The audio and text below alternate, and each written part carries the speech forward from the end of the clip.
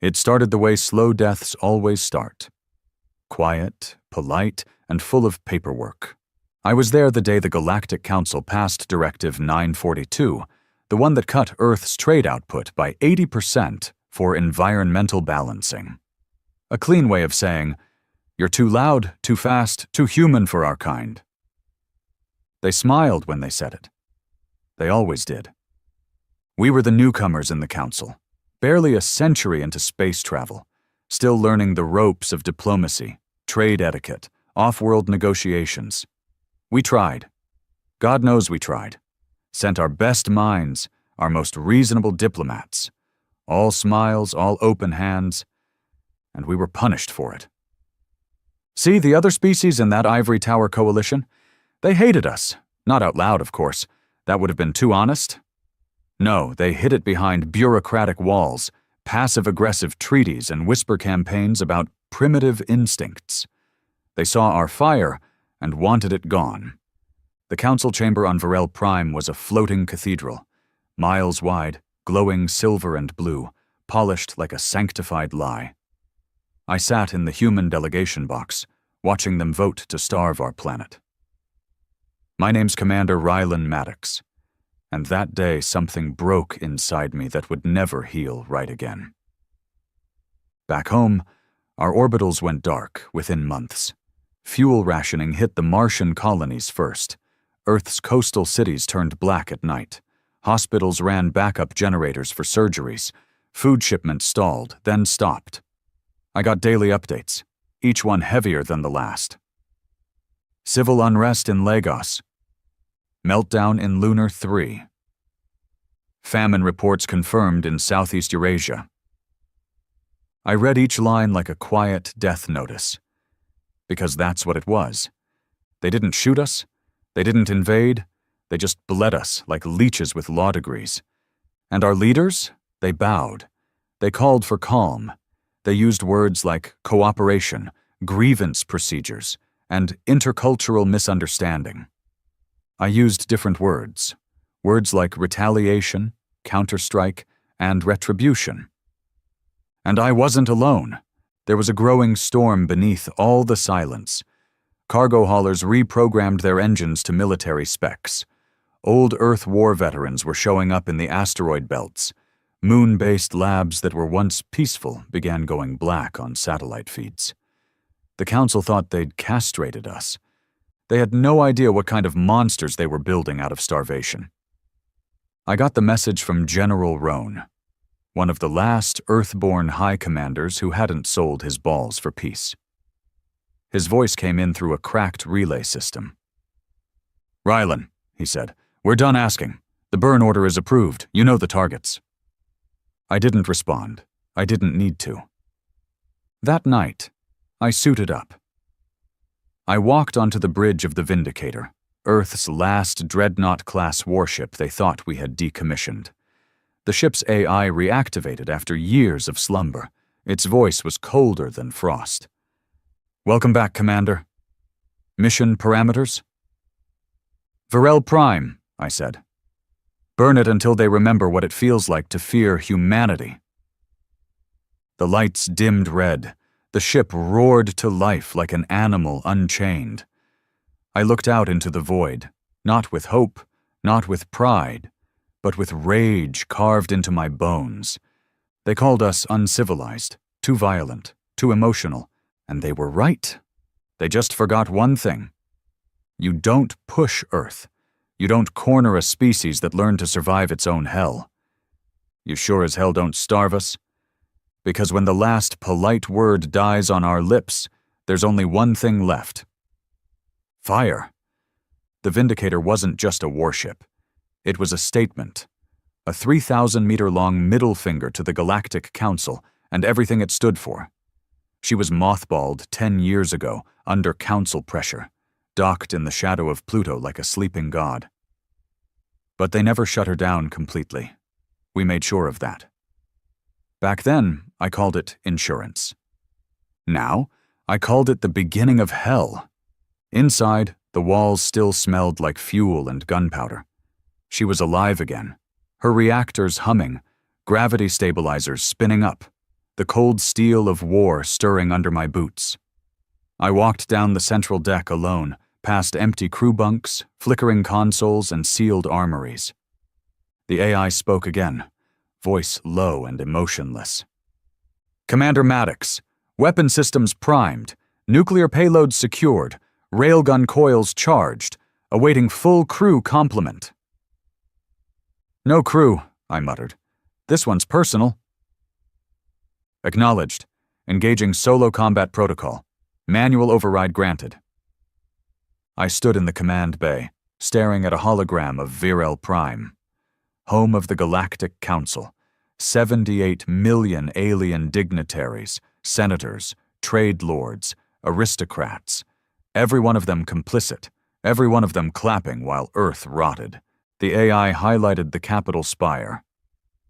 "Primary political target locked. Collateral damage estimate." "Spare me the numbers." Understood. See, this wasn't war the way they knew it. This wasn't about fleet maneuvers or diplomatic warnings. This was something deeper, older. The kind of violence that doesn't need orders, only a reason.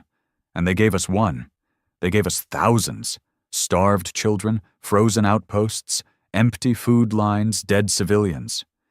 I opened the comms channel. Not to Earth Command. They didn't have the stomach for what came next. I called the outer line. The outer line wasn't official. It wasn't legal. It was made up of ex-pilots, ex-soldiers, smugglers, tech engineers, angry colonists, Martian miners, asteroid pirates, people the government disavowed long ago. They lived in the shadows of failed treaties, working in salvage yards and illegal orbital hubs. People like me. The signal pinged across the dark side of Saturn's rings. I waited. Static buzzed. Then a voice. Female, low, rough as gravel. "Rylan, we figured it'd be you. Got targets. Send coordinates. No negotiations this time." A pause. "Good. We're tired of pretending." One by one, the others answered. Cargo haulers that were secretly gunships, research stations that housed EMP arrays, civilian freighters with retrofitted missile bays. They were all done playing nice. The AI tracked them as they aligned in stealth across the outer sectors. It wasn't a fleet. It was a massacre waiting for permission.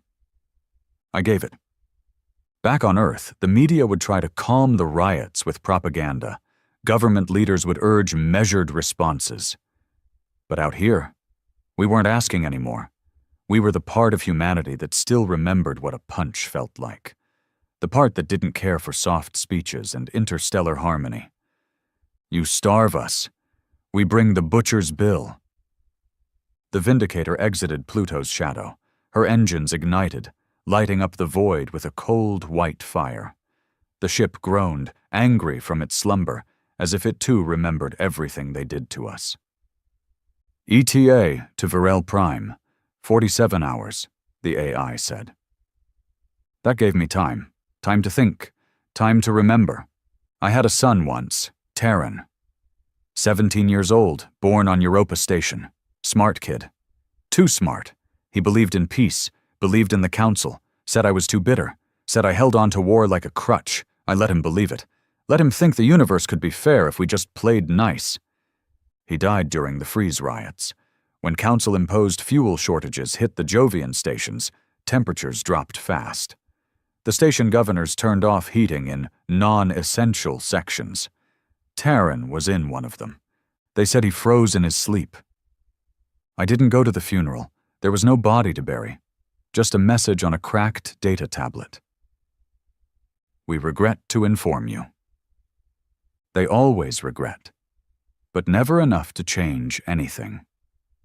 That's when I stopped being patient, stopped believing in the system, because systems don't bleed, only people do. Hours passed. Then came the intercept. A Council war frigate, Zareth class, appeared on long-range scans. It was headed toward me, flanked by 2 smaller corvettes. Fast, nimble. Not meant for open war, but good enough for intimidation. They hailed me. A bloated face appeared on screen. Pale skin, black eyes, soft hands. Bureaucrat in uniform. Unidentified vessel, this is Council Enforcement Ship Vornak. You are entering restricted space. Identify yourself and stand down. I smiled. Sure thing. Name's Commander Rylan Maddox, Earthborn, former Council Navy, and you're going to want to get the hell out of my way. The alien blinked. You are violating. I cut the channel and fired. 2 railgun slugs tore through the void like angry gods. The corvettes evaporated into spinning chunks of glowing scrap. The main ship spun out of formation, engines crippled. I could hear the silence of space. No screaming, no last words, just explosions, fire, and the cold satisfaction of balance. The AI chimed in. Hostiles neutralized. I nodded, gripping the railing tight. It had started. 40 hours in, I met the rest of the fleet near the Varen Fold Gate. Over 24 ships, each held together with hate, duct tape, and human desperation. Smugglers, pirates, mercs, every one of them armed and smiling like demons. They weren't soldiers. They were revenants, living ghosts carrying Earth's pain on their backs. A broadcast went out. Not from me, from them. The Echo Rebellion, as the media would later call us, sent a live message to the Galactic Council. A woman's voice, sharp, defiant. To the dignitaries of Varel Prime, we are done waiting. You cut Earth down and thought we'd stay on our knees. You turned peace into a cage and called it order. We remember the famines. We remember the blackouts. We remember the dead. This is not a declaration of war. This is a reckoning. Humanity is not your experiment. We are the fire you thought you'd snuff out. Brace yourselves. The transmission ended. Council comms went silent. No response. No apology. Cowards! Then came the final jump. The fold gate cracked open, spilling our fleet into Varel space.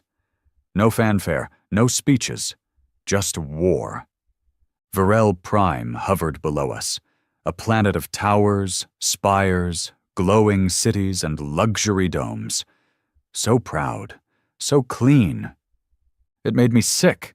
The AI cued targets, defense turrets, atmospheric regulators, comms hubs, the capital spire. I gave the order, paint the spire, load Hellfire-class nukes. Confirmed, firing sequence initiated.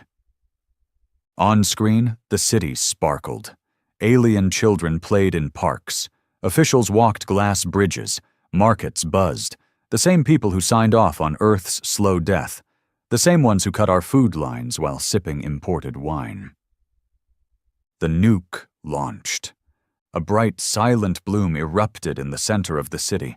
The capital spire cracked in half, falling like a dying god. Fire swallowed buildings. Screams poured into open comms.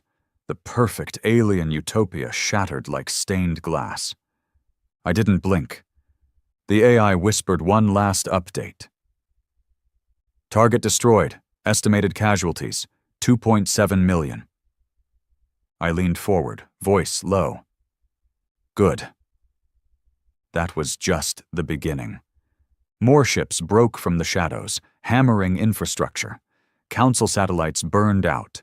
Supply depots vanished in molten craters. Their fleet tried to rally, too slow, too used to order, not ready for chaos. We gave them chaos. For every child that starved on Earth, a city burned. For every colony they choked, a station exploded. We didn't conquer. We didn't occupy.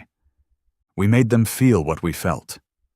And when their leaders begged for a ceasefire, we didn't answer. Because it was never about war. It was about making the galaxy remember that Earth doesn't beg. We warn. We bleed. We burn. Then we return fire. The Varel system was burning. You could see it from orbit. Smoke coiling upward in slow spirals, cities glowing red in places where they used to shimmer gold. Communications blacked out. Council response fragmented. Their peacekeepers were either dead or running. The Vindicator's control deck was quiet. Just the hum of the AI and the fading echo of nuclear fire. Estimated counter-strike window, 3 hours, the AI said calmly. Council fleet mobilizing from Sector 12. Let them come. I sat alone, staring out the viewport. I should have felt something, relief, satisfaction, but there was nothing left, just ash where hope used to be. I didn't come here for peace, I came to make sure they never forgot what Earth did when cornered. This wasn't about a war they could win or lose, it was about memory, burning it into their alien bones, making sure they understood the price of pushing us too far. Behind me, the rest of the fleet continued the assault. Makeshift human ships with scavenged weapons tore into orbital stations. Former mining rigs reconfigured as artillery platforms pounded the planet's surface. Human voices, angry and righteous, filled the comms. One transmission stood out. A voice, old, raspy, broken. This is Admiral Hune of Council Command. Cease fire, please. Civilians are dying. We are open to negotiation. I picked up the comm. Yeah. And what were we? When you starved us? When you froze our children? When Earth cried for help and you gave us rules and silence? We didn't mean... You meant exactly what you did. I cut the channel. The AI didn't comment. Machines don't judge. They just execute. Commander, incoming fleet signature detected. 11 Council warships entering system. Primary carrier, Taranthus class. Flagship confirmed. Finally, the retaliation had arrived. I stood, spine aching, fists clenched at my sides. Let's greet them properly. The Taranthus-class carrier was the size of a city, its sleek white hull glowing with council crests. Clean, arrogant, dignified. The kind of ship they used for peacekeeping operations, which usually meant bombing the weaker species into submission while sending a PR statement about galactic stability. Not today. I launched the Vindicator's countermeasures. Missiles surged through space. They weren't elegant. They weren't silent. They screamed, like Earth did. Their shields held for a moment, long enough for them to realize this wasn't a protest. This was vengeance. Railguns opened next, slicing into their forward escorts. Frigates cracked, hulls ruptured. The carrier took a glancing hit. Enough to hurt, not enough to kill. Didn't matter. That wasn't the goal. I didn't want a quick death. I wanted them to understand. Multiple council vessels broadcasting surrender codes, the AI said. Disable their comms? Acknowledged. I wasn't here to listen. I was here to show the galaxy that humanity was done playing nice. Behind me, the fleet surged forward. Ram ships collided with council destroyers, tearing chunks out of hulls. Smugglers dropped mines in formation. Martian bombers carpeted orbital docks. The battle wasn't clean. It was personal. These weren't soldiers fighting for flag and pride. These were survivors. Rebels. Men and women who buried family in cold graves and never got an apology. And now they wanted blood.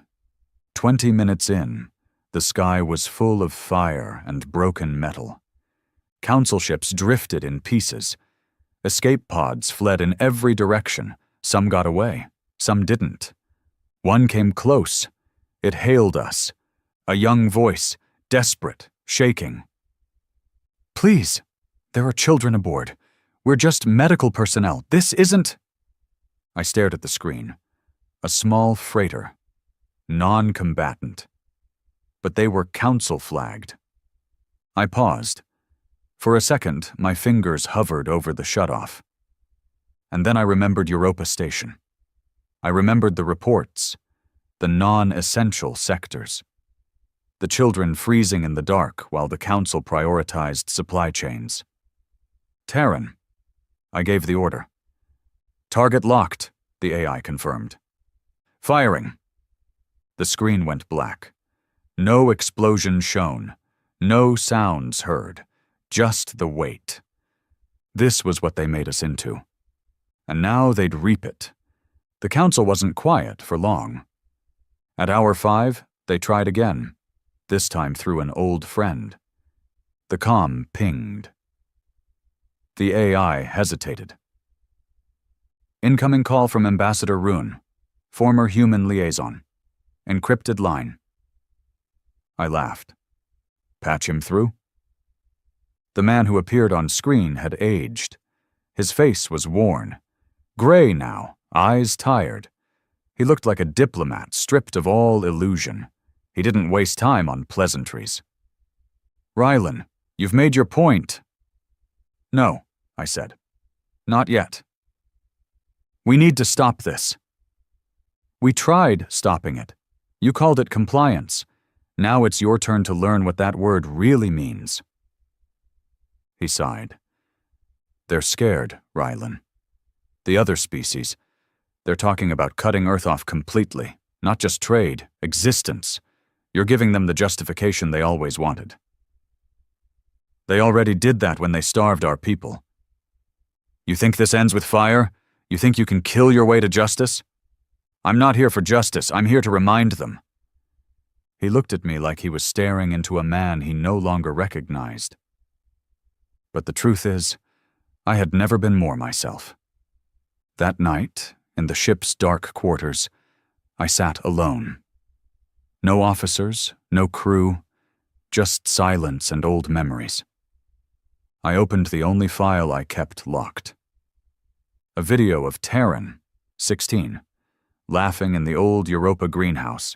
Sunlight, well, simulated sunlight, on his face. Talking about how one day he'd join the diplomacy corps, how he'd help build something better. I watched it on loop, then I deleted it. He died believing in peace. I lived to prove why that dream was always a lie. Back on Earth, I knew they were panicking.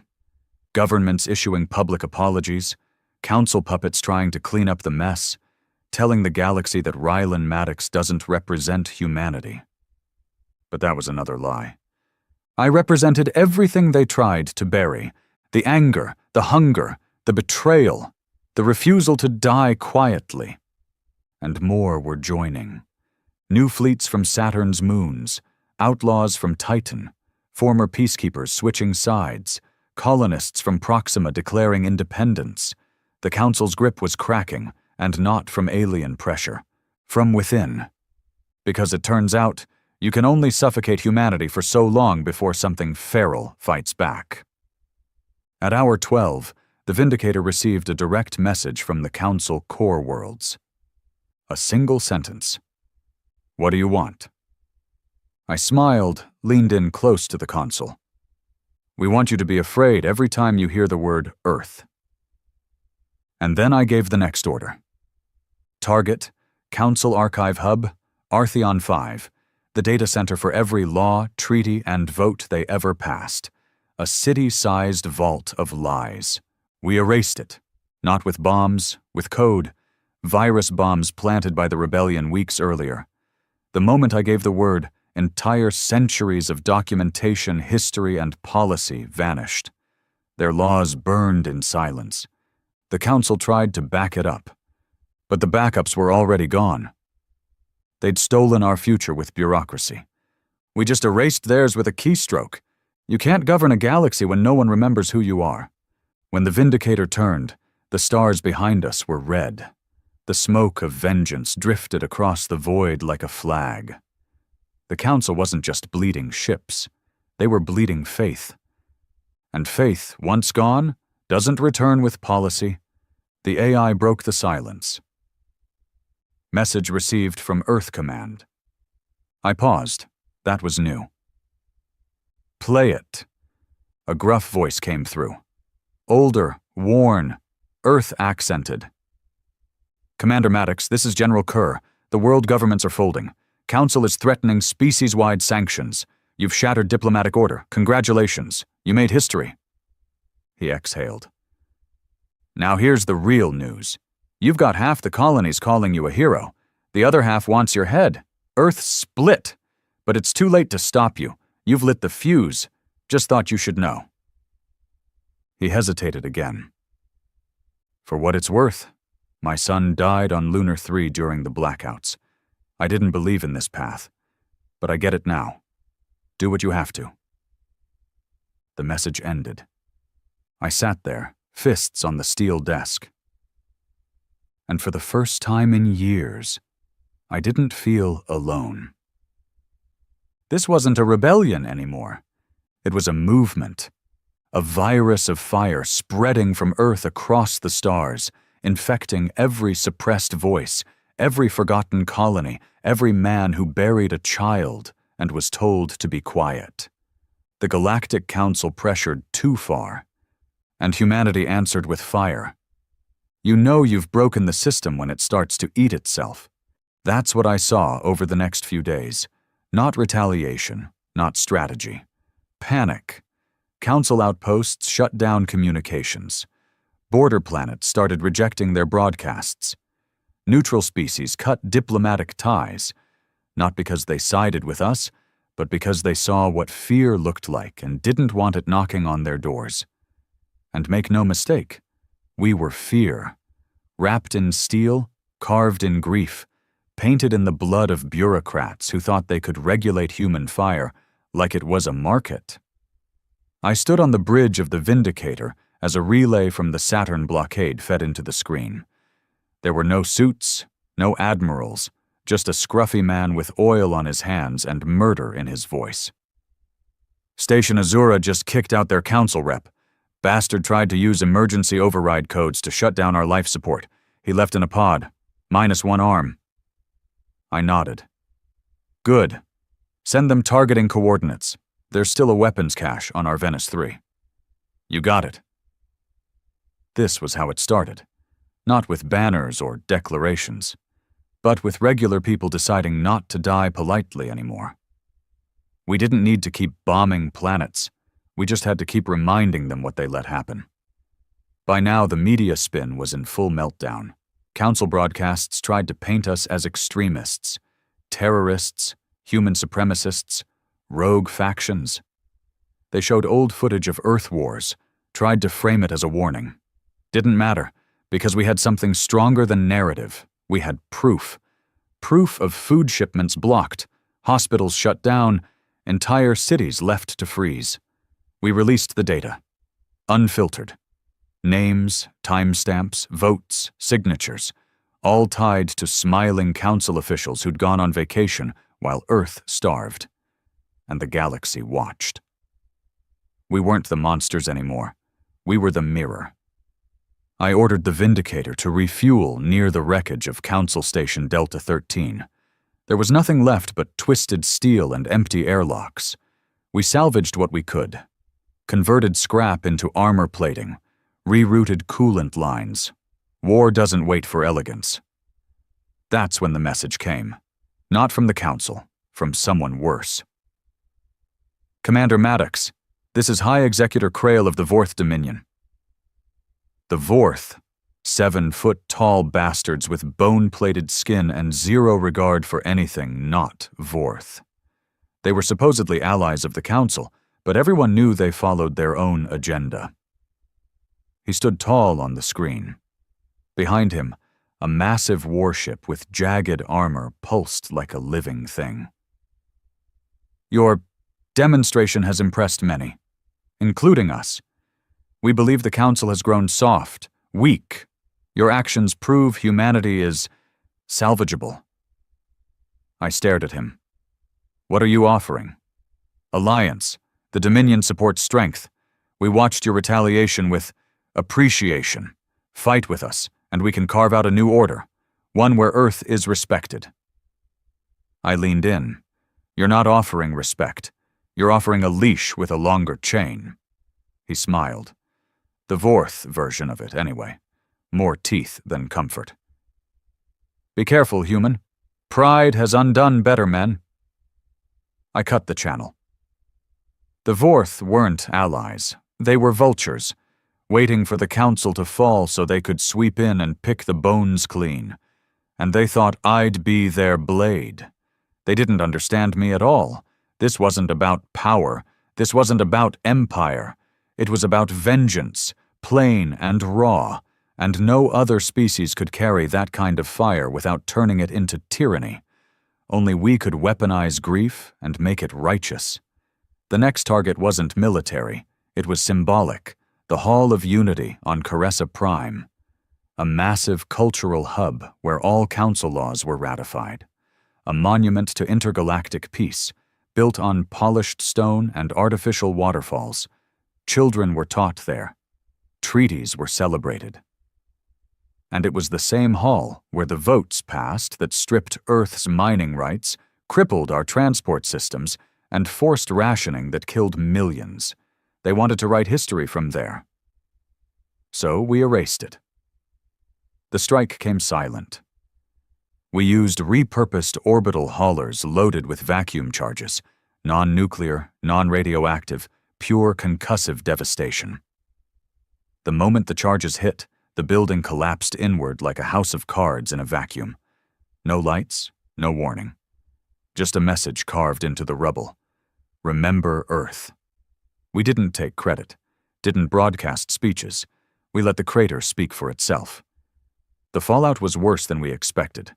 Species that had nothing to do with Earth suddenly started protesting the Council. Riots broke out on Council-aligned planets. Alien citizens pulled their ambassadors out. Whole trade routes shut down, not by force, but by fear. And through it all, Earth said nothing. Because we didn't need to. We had become the silence between explosions. But every war has a crack. Ours came in the form of Lieutenant Arik Hale. He was one of ours, born in the Ceres Belt, fought with the rebellion since the first shot, ran supply lines, organized colony strikes, loyal, brave, until he wasn't. He defected, took with him detailed logs, fleet positions, encryption codes, spilled it all to the Council in exchange for immunity and a seat in the new Reconciliation Committee. Coward. We found him on Vixari Station 2 days later. I didn't send assassins. I didn't send a fleet. I went myself. The station guards were too stunned to resist.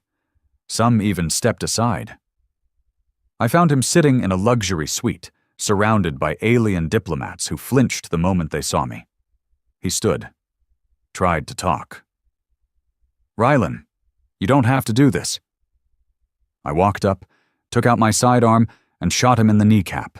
He screamed, collapsed. "I'm not killing you," I said. "You get to live.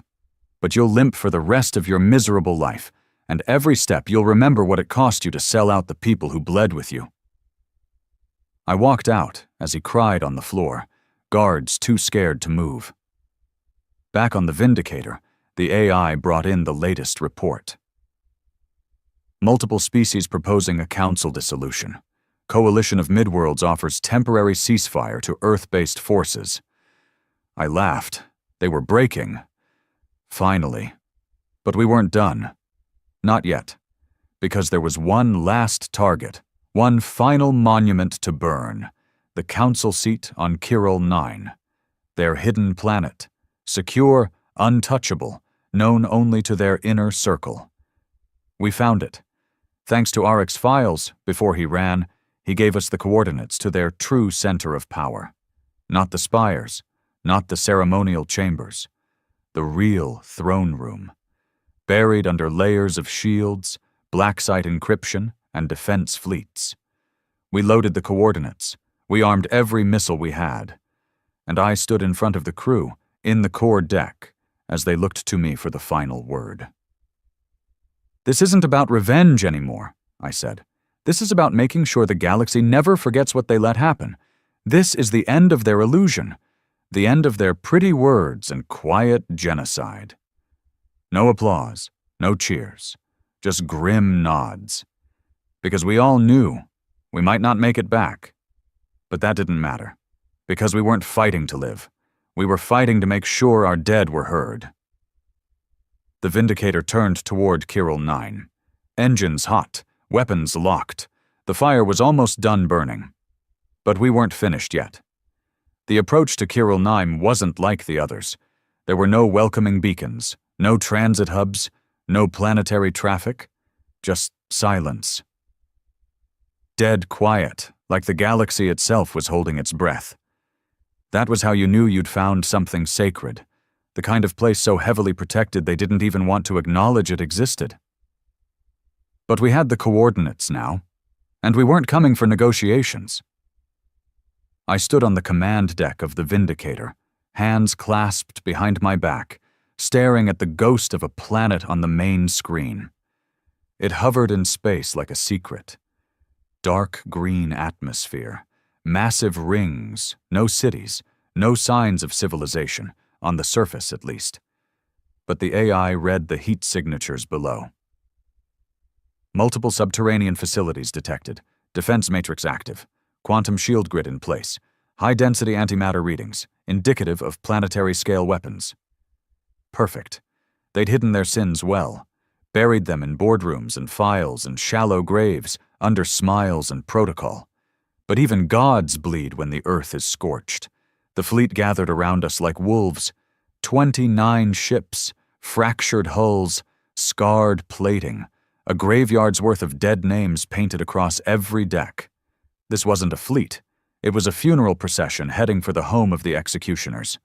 Every captain sent the same message. We follow you to the end. They weren't here for glory. None of us were. We didn't care for medals or legacies. We cared about making them remember. As we drew closer to orbit, the Council finally spoke. A transmission broke through the static. The voice was calm, composed, female. This is Council spokesperson Elira Varen. You are violating the boundaries of a protected neutral system. Turn back. We are prepared to defend ourselves. I answered myself. Good. So are we. You don't understand what you're doing. You're right. I'm not doing. I'm undoing. We can offer terms. You offered starvation. You offered death. This is our response. I cut the line. The first wave hit their orbital grid hard. EMP bombs, stealth nukes, railgun shells. Their shields held for about 10 minutes, long enough for them to realize we'd been planning this longer than they thought. Our engineers, some of them from Europa's resistance movement, had spent years studying Council defense tech. Every loophole, every blind spot, every delay between shield pulses. The moment the cracks appeared, we widened them. And then we pushed through. The planet's upper atmosphere lit up in flame. Explosions rippled across the sky. Debris rained down in firestorms. Defense satellites blinked out. Orbital cannons rotated too slowly, and we kept going. I led the charge in a modified dropship retrofitted with heavy plating and ion thrusters. My squad was hand-picked, men and women I trusted with my life. Veterans from the Earth riots, survivors of the Martian blackouts, a medic who lost her sister during the lunar shutdown, a gunner whose entire unit was starved out on Ganymede. We weren't heroes. We were witnesses, and we were here to give our testimony in the only language they'd ever respected. Violence. The dropship punched through cloud cover like a fist. We dove straight toward the primary compound, coordinates marked from Arek's stolen data. A massive bunker, half buried under ice and metal. As we closed in, automated flak lit up the sky. I could hear it pounding against our hull, tearing chunks off the rear thrusters. "Brace!" I yelled. We crashed hard, skidded sideways across the surface, crushed half a tower, and came to a stop with smoke rising from the vents. Didn't matter. We were alive, weapons up, visors down. The hatch blew open, and we ran straight into the storm. The compound was a labyrinth of sterile halls and blast doors. It looked like a hospital. It smelled like a grave. We moved fast, floor by floor, clearing rooms, silencing guards. Most of them weren't soldiers, just administrators. Cowards who pressed buttons while billions suffered light years away. Some begged. We didn't listen. Some fought. They died. We weren't killing out of hate anymore. We were cleansing. Then we reached the central chamber, Massive vault doors, reinforced, 10 meters thick. DNA locked, voice authenticated, armored with materials stolen from mining colonies that once belonged to Earth. I looked to Lieutenant Harrow. He was bleeding from the shoulder, limping, but still moving. "You got enough left to breach it?" He grinned through broken teeth. "Only need one arm." 3 minutes later, the doors exploded inward. And there they were, the Core Council. 6 of them, all seated around a circular chamber with glowing consoles. Their faces were pale, soft, untouched. None of them had fired a weapon in their lives. They didn't stand, didn't beg. They just looked scared. Finally, I stepped forward, my boots echoing in the silence. They watched me like they were waiting for a negotiation. There wasn't going to be one. "You knew," I said. They didn't answer.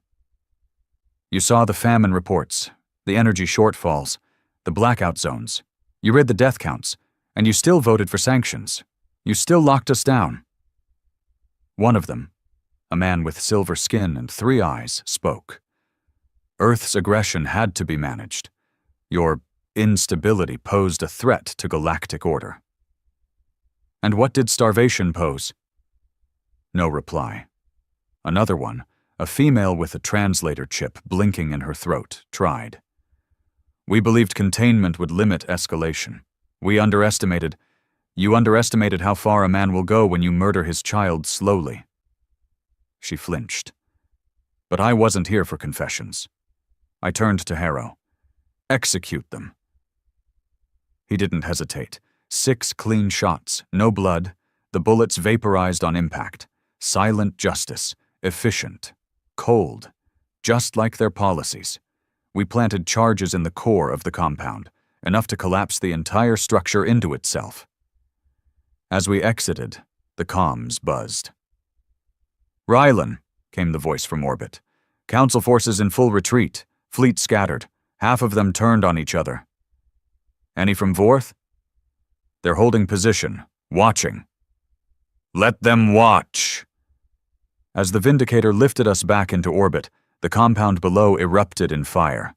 The ground shook, metal towers collapsed, smoke rose like a black flag, and just like that, the Council was dead.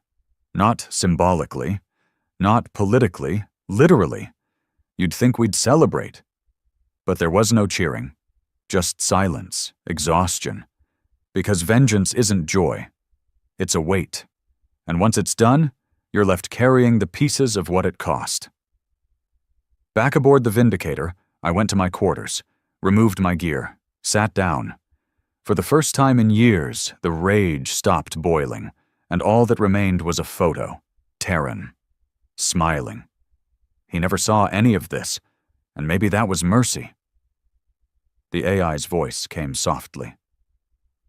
"Commander, incoming message, from Earth." "Play it." It was a boy, no older than 12, dirt on his cheeks, pale skin, a shaky voice. "My mom said you're the reason we're not hungry anymore. She said you scared the monsters away. She said, thank you." I didn't speak, didn't trust my voice. But in that moment, I knew. We had changed the galaxy, not for power, not for revenge, but to make sure no child ever again had to whisper thank you through tears, just for being fed. Kirill 9 burned behind us as we left. The Council was gone. Their archives erased, their monuments shattered, their power broken, and in their place, a memory of Earth, of fire, of the day humanity stopped asking for mercy. I thought it would feel different, that after Kirill 9 burned, I'd feel peace, not joy. I gave up on that a long time ago, but maybe some kind of stillness, a quiet. It never came. All I got was the same silence, the same dull ache in my ribs, the same taste in my mouth, metallic and cold.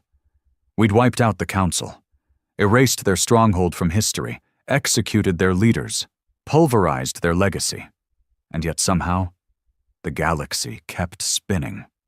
That was the first sign that something was off. 3 days after the fall, the Vindicator remained in orbit. The fleet scattered across nearby systems, refueling, repairing, waiting for orders I hadn't given. I kept my mouth shut. Because honestly, I didn't know what came next. Killing the Council was the plan. It was always the plan. But vengeance is a short-term solution. It burns fast and it burns everything. So now we had a galaxy on fire and no blueprint for what came after. That's when the transmission started, from all corners of space, not from enemies, from humans. First came the colony governors, places like Lysander's Reach, New Kyoto, Mars District 14. Each one sent the same kind of message: admiration, gratitude, then a demand. With the Council gone, we declare independence. No more Earth oversight, no more taxes. Long live the free colonies. Then came the radicals. You proved the galaxy only respects strength.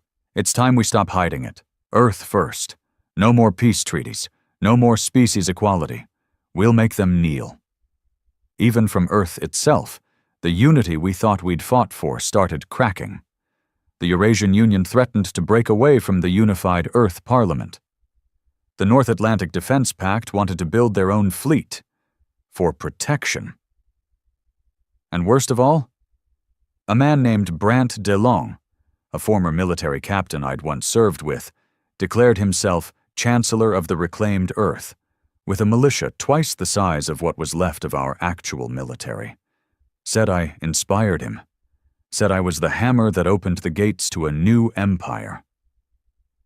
I wanted to shoot myself the second I saw his broadcast, because I knew what was coming. We'd become the symbol of resistance. Now we were becoming the excuse for conquest. Lieutenant Harrow stood across from me in the command room, arms folded, looking grim. "They're turning on each other already," he said. "We broke their chains, and now they're strangling themselves with them." I stared at the planetary display. 53 rebel factions, 17 splinter colonies, 6 new governments all claiming legitimacy, half of them using my name like it gave them divine permission to rule. They didn't want freedom, I muttered. They just wanted a different master. He didn't argue, because we both knew it was true. Then came the real warning. A transmission from Vorth space, unencrypted, loud, public. It was High Executor Crael again, the same bastard who tried to recruit us before the siege. To the species of the galaxy, the Council is gone. Peace has failed. You may blame the humans, or you may thank them. It no longer matters. What matters is this. The age of restraint is over. The strong will now shape the stars. I should have seen it coming. With the Council dead, the Vorth weren't going to mourn. They were going to move. I slammed my fist against the console, hard enough to split the skin across my knuckles. The AI chimed in, voice flat. Multiple Vorth fleets mobilizing. Systems within former Council borders destabilized. Civil war probability, 92%. Civil war? No, it was collapse. We hadn't ended tyranny. We'd shattered the dam holding back every hidden monster in the galaxy, and now the flood was coming. We called a meeting aboard the Vindicator. The first real gathering of what people were now calling the Earth Command. I hated the name, but I hated chaos more. 12 captains, a few governors, a handful of colony leaders. None of them agreed on anything, except that I was the only man they'd follow. I didn't sit at the table. I stood. "I didn't come here to build an empire," I said. "I didn't kill the Council just to replace it with another throne." They stared at me like I was speaking a foreign language. Governor Leeds from Proxima spoke up. "With respect, Commander, someone has to take the lead. If we don't fill the vacuum, someone else will. The Vorth, the pirates, the corporate guilds." "And what?" I cut in. "We play savior? Crown a new ruler under a different flag?" She didn't back down. "No. We protect Earth. We protect humanity, even if that means making hard choices." The room went quiet. And for the first time since Kirill 9, I felt something worse than rage. Doubt. Because she wasn't wrong. After the meeting, I walked the observation deck. Alone. The stars stared back at me, uncaring. I remembered Terran again. Not the day he died, the day he won his school election. He stood on a broken podium, holding a piece of paper, smiling so big his eyes squinted. "I don't want to lead, Dad," he'd said. "I just want to make sure nobody else wrecks things." He died believing in order. And now, I'd set fire to the only order he had. The AI broke my thoughts. "Incoming message. Source, Earth, Priority Alpha." "Play it." The screen blinked to life. A familiar face appeared. Not a politician. Not a soldier. General Roan. One of the last men I trusted. "Rylan, things are unraveling faster than we thought. We need you back. Earth's parliament is falling apart. Armies are forming around ideologies. Your name's being weaponized." I swallowed hard. "Too late for that." "Maybe, but you're still the only one they'll listen to. If we don't act now, we lose Earth. We lose everything." "Then maybe it deserves to fall." Roan's voice hardened. "Don't you dare! You didn't fight this war to let scavengers pick over the corpse." He paused. "Come home, son. One last fight. For the right reason this time." I ended the call and stared at the Earth symbol blinking on the nav screen. Home. Whatever that meant anymore. But maybe Roan was right. Maybe the war wasn't over. Maybe this wasn't about revenge anymore. It was about redemption. The next morning I gathered the fleet, sent the order. Set course for Earth. No more burning outposts, no more destroying monuments. Now it was time to protect what we had left. From the aliens, from ourselves, from the rot still hiding in the hearts of men who think power is their birthright. Because this fire didn't start with the Council, it started with us. And if we didn't own it, it would consume us. The Vindicator turned toward home, engines roaring, the fleet shifting into formation behind it like a pack of wounded wolves. Earth awaited. And this time, we weren't coming to demand justice. We were coming to defend it, even if it meant standing against the very people we once fought beside. Because sometimes the hardest enemy to kill is the one wearing your face. We came out of fold space over the moon, a ghost fleet returning to a planet that barely recognized itself. Earth wasn't quiet. Earth was screaming. From orbit, I could see the fractures. Not physical. Those came later. These were political, ideological, and worse, personal. City-states claiming sovereignty, megacorps hiring private armies, refugee zones built around collapsed infrastructure where council support had once propped up weak governments. The unified Earth Parliament? Gone. Dissolved 2 weeks after Kirill 9 burned.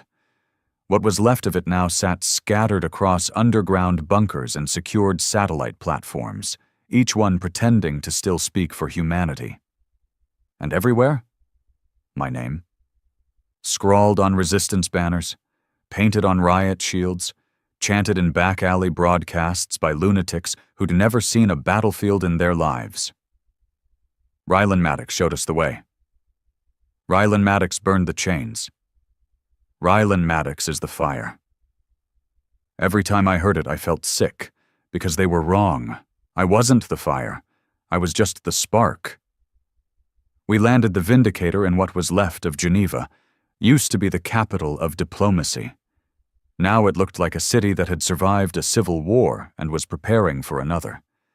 Barricades made from old vehicles. Surveillance drones patrolling shattered skylines. Crowds lining up for ration packs distributed by automated bots, because no one trusted human oversight anymore. I stepped off the ramp and felt dirt under my boots. Real Earth dirt. Not simulated gravity, not metal plating. Home.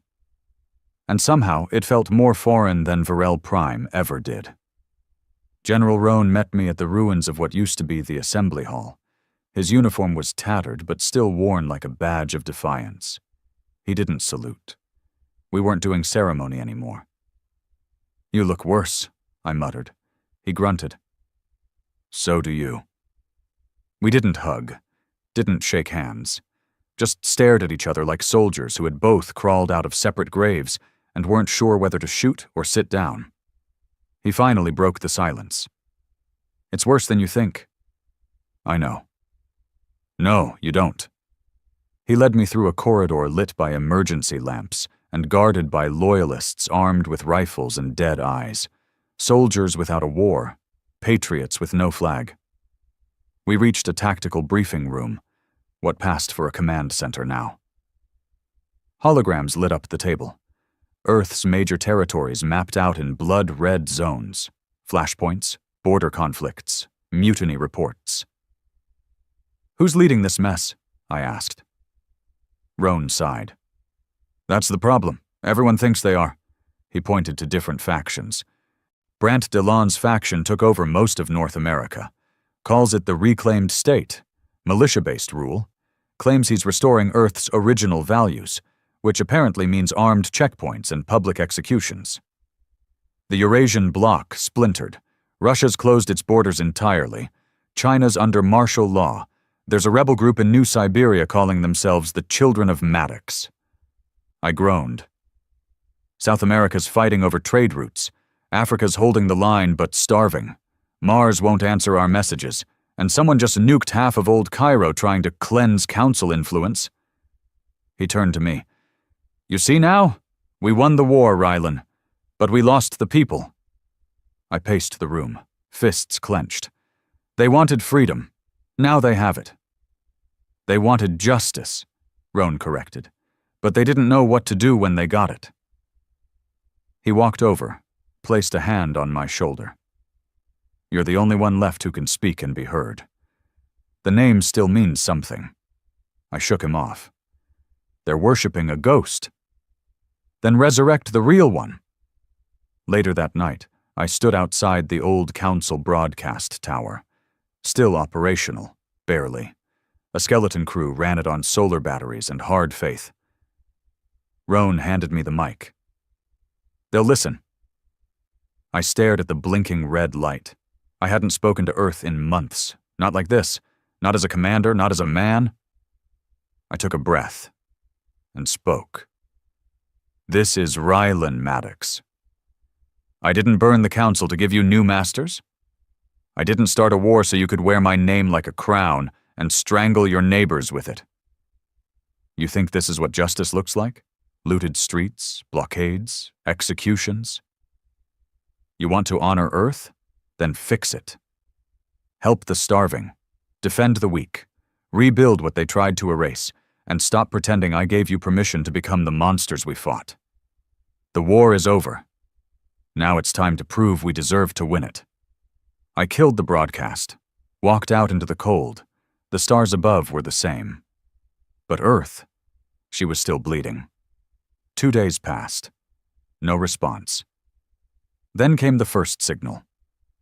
Brant DeLon issued a public challenge, a broadcast of his own. He stood atop a monument in what used to be Washington, D.C., surrounded by armed guards and a crowd of thousands. "The hero returns," he mocked. "The man who started the fire now wants to put it out. You're too late, Maddox. We built this world on the ashes you gave us. You don't get to change your mind." He raised a clenched fist. "If you want to stop me, come do it yourself. Face me, or shut up and get out of the way." Roan looked at me across the war table. "You're not going to like what I'm about to say." "Say it anyway." "You have to go to him." "No." "Yes." "He wants a stage. I'm not giving him one." "You already did. The moment you killed the council, you handed him a script. Now you've got to end it." I spent the night staring at Earth's sky. Thought about Terran again. He used to ask questions no kid should have had to ask. "Why don't they care, Dad?" "They do. They just forgot how." And now I was asking the same thing. Only this time, I had to answer it myself. At dawn, I gave the order. Pack the Vindicator for a direct drop over the reclaimed state's capital. We weren't bringing an army. Just me, Roan, and 3 loyalists. This wasn't a siege. It was an execution. DeLon wanted a showdown? He was going to get one. We landed just outside his fortress, a repurposed capitol building turned fortress compound. His people waited, armed to the teeth, forming a corridor of rifles and misplaced loyalty. He stood at the end, smug, overconfident. "Didn't think you'd come," he sneered. "I didn't come to talk." He motioned to the stage behind him. "One duel. You win, I disband. I win, you admit I was right." I looked him dead in the eye. "You're not right. You're just surviving in chaos you didn't earn." Then I pulled my weapon. No countdown. No rules. I moved faster. He reached for his sidearm, but I was already on him. 2 shots to the leg, 1 to the hand. He screamed, fell backward. Blood smeared the monument stairs. I walked up, placed my boot on his chest. Let this be the last time Earth bows to a coward with a microphone. I turned to the crowd. You followed him because you were afraid. Now follow truth. I looked down at DeLon and left him breathing, because I wanted Earth to remember this moment, the day the symbol fought back. DeLon's fall didn't fix everything. It didn't magically erase the blood spilled or rebuild shattered cities, but it sent a signal, one louder than any broadcast, stronger than any speech. The symbol had stood up for itself, and it hadn't crowned a new king. It hadn't claimed a throne. It had walked away. That's what made it powerful. I didn't look back when I left his compound. The man lay in his own blood, moaning, broken, surrounded by the silence of former supporters who couldn't decide if they'd seen justice or just another type of power. It didn't matter. He wasn't the threat anymore. They were. Back in Geneva, Roan was waiting. "How bad was it?" he asked. "He won't walk again, and if he does, it'll be with a limp Earth will remember." He gave a slow nod. "You didn't kill him?" "No." "Good. Wasn't mercy." He chuckled once, dry. "I know." The days that followed were quiet. Too quiet. No riots, no new rebellion, just a galaxy blinking in confusion, waiting to see what we'd do next. That was the most dangerous part. Not the war, not the fighting, the waiting, because power doesn't die when you kill its figureheads. It mutates, slips into the cracks, rebrands itself, puts on a nicer suit, learns new slogans. We didn't just need to rebuild Earth. We needed to make damn sure we didn't repeat what we'd destroyed. So we got to work. The first move was burning the banners, all of them. Every flag that rose after the Council's fall, reclaimed state, free colonies, Earth Sovereignty Front, they were all symbols soaked in blood, fear, or ego. I made the announcement myself. No more flags, no more factions, no more men carving their names into planets and calling it order. From now on, Earth stands united, or not at all. We didn't offer a new empire. We offered breathing room, 30 days of ceasefire, enforced by every fleet and weapon we still had. 1 month to come together, send representatives, build a real structure, one not born in a bunker or a battlefield. Some refused. They didn't last long. The second step was harder. Justice, not vengeance, not trials rigged by loyalists. Real, bitter, uncomfortable justice. We opened tribunals. Put former Earth leaders on trial for collaborating with the Council. Put Council loyalists in front of the very people they betrayed. And yes, even put ourselves on trial. One man, Colonel Shire, asked me point blank during a hearing. "You led the strikes on civilian targets. You admitted it. How do you justify it?" I didn't flinch. I don't. I explain it. We weren't trying to make friends. We were trying to be heard. The Council wasn't listening. "And would you do it again?" I paused, then said, "No, because now the galaxy listens when we whisper." The third step? We called it the Unity Charter, A new Earth compact, built from the ground up. No top-down government, no elite ruling class. A council of equals, rotating power, citizen-reviewed laws, decentralized infrastructure, and planetary veto rights. Not perfect. Nothing is. But better. We didn't ask alien species to join it. We invited them. Some laughed. Some spit on it. A few watched in silence. But one species, the Aranthi, who'd lost half their trading rights under council corruption, signed the charter live on a global broadcast. That opened the door, and once a door is open, it's hard to close. It took time. Years, probably. But in those first weeks, we saw something different. Not peace, not hope, effort. Martian engineers helping rebuild flood zones in Brazil. Asteroid miners donating resources to Earth's new satellite grid. Former pirates laying down arms in exchange for land and citizenship. It wasn't a utopia, but it was human. I stayed in the shadows during most of it. No podiums, no elections, no statues. I refused every title they offered. President, Director, General of Peace. Hell, one group even tried to name a lunar colony after me. I vetoed it. They renamed it Terran Base instead. That one I let stand. One night, I stood alone at the edge of what used to be the United Nations compound. The walls were gone now, replaced by open gardens and communal fires. No guards, no checkpoints, just people.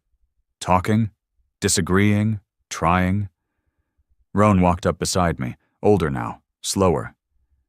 "You could have ruled it all," he said quietly. "I never wanted to." "I know. That's why it worked." We stood in silence, watching kids play in the rubble of the old world like it was nothing more than scenery. They didn't know what the council was, didn't care. All they knew was that someone had protected them, then walked away from the throne. That mattered more than anything I ever said. Eventually, I left Earth, took a small ship, disappeared beyond the belt. Not because I gave up, because they didn't need me anymore. And that was the goal all along. They still tell stories about me. Some are true, most aren't. They say I burned a planet with one command, that I faced down Vorth fleets alone, that I once shot a council senator with a weapon made from recycled ration cans. I let them believe what they want, because what matters isn't the man, it's the memory of a time when Earth got tired of kneeling, of a time when justice wasn't handed down, it was taken back, of a time when we answered pressure with fire, and then chose to rise from the ashes instead of building a new pyre. So if you're hearing this now, wherever you are, whatever world you're standing on, remember this. We weren't always right. We weren't always good. But we stood. We burned. And then, we rebuilt. Because that's what humans do best, not conquer, not command, survive, and make damn sure the next time someone tries to break us, they think twice.